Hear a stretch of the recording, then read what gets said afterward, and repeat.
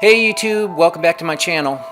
I just got back from vacation, so I'm going to try to cover both chapters 5 and 6 in the Exorcist series. Of all the chapters in this series so far, 5 is my favorite.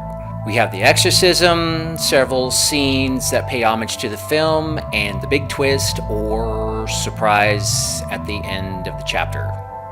If you haven't seen chapter 5, I would suggest hitting the emergency exit button and check out some of my other videos because we have major spoilers ahead. We start off the chapter with the exorcism, which we can only assume has been going on for a while. The Rance family seems to be coping with it, but the way they're coping with it is not any way I would do it.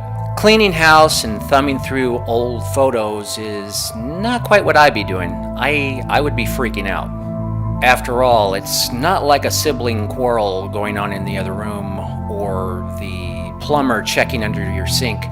This is an exorcism. If I was Catherine, I wouldn't have stayed in the next room.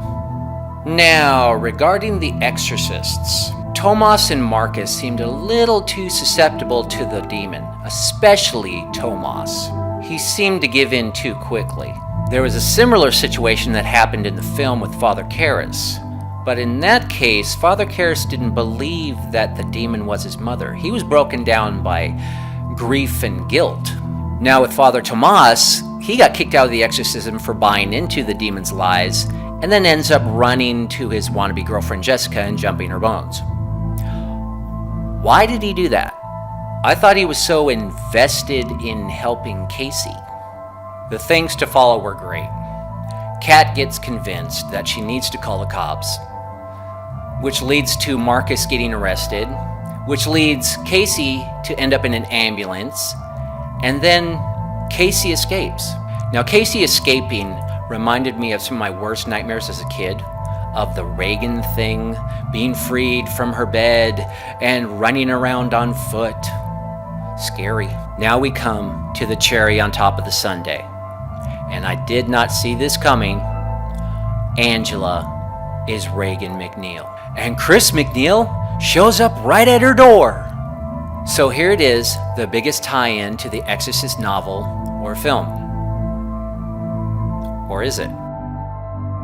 Ever since the news article of the Georgetown exorcism in Chapter 1, something never felt right, and even more so in Chapter 6. Let's compare the MacNeils from the television series to the MacNeils in the film or novel. Chapter 5 made it clear that Chris MacNeil gave Reagan, Angela, a Bible back in 1974. Did Chris find religion after the exorcism because she was an atheist?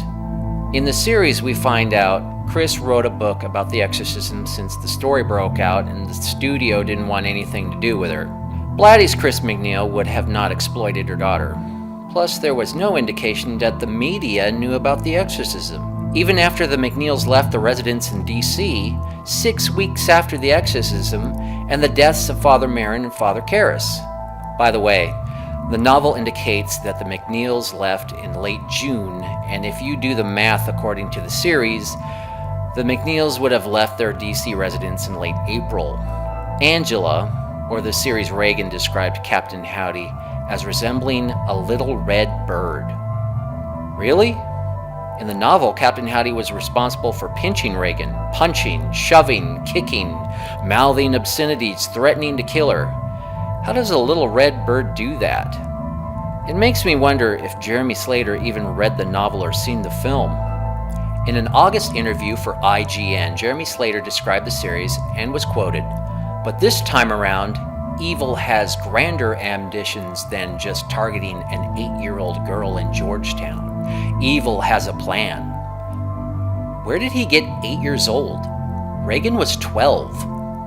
So my conclusion is the MacNeils in the television series are from a fictional universe outside the original series or freaking film. Either that or the people responsible for the script and research did it half-ass. Outside these differences, I'd say the storyline moved along fairly nicely. If you had suspicions about the generous Mrs. Maria Walters, then you had every right to be, because turns out she belonged to a group called the Friars of Ascension. Not only are they connected to the recent killings, they are looking to conjure demons and bring Father Tomas on board with them. I'm sure they see him as some influential figure in his parish or community. Maybe Chapter 7 will cover more on that. A few questions to think about. Why does the demon choose a form he does? A salesman. Does Maria Walters' husband only appear to be sick and is trapped in his own house? Does he know about the Friars of Ascension and is against it? Why would the salesman slash Captain Howdy slash Pazuzu be after Angela after all these years? Is she right in suspecting that? What's going to happen to the Pope if the Friars of Ascension lead him to Father Tomas's parish? Does the poster that reads, "He is coming," refer to the Pope or someone else? Thanks for watching my video. There's a good chance I'll be doubling up and review both Chapter 7 and 8. Don't forget to hit that like button and please subscribe. Thanks.